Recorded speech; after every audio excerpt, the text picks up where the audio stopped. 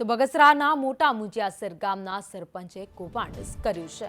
મુંજિયાસરના સરપંચ જયસુખ ખેતાણીએ મોટું કૌભાંડ આચર્યું।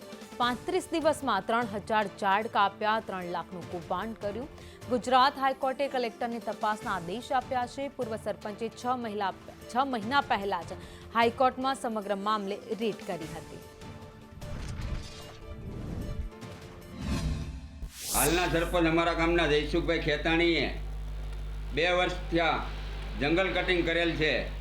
અંદાજિત 3000 જેવા બાવળ કાપેલા છે અને 2 વર્ષથી હું અરજી કરતો હતો। વર્ષ દિવસ થયા તો ટીડીઓ સાહેબે 57(1) મુજબ સસ્પેન્ડ કરવા માટેની દરખાસ્ત પણ ડીડીઓ સાહેબને કરી દીધેલી હતી, છતાં પણ ડીડીઓ સાહેબ કાંઈ પણ એક્શન ન લેતા હતા।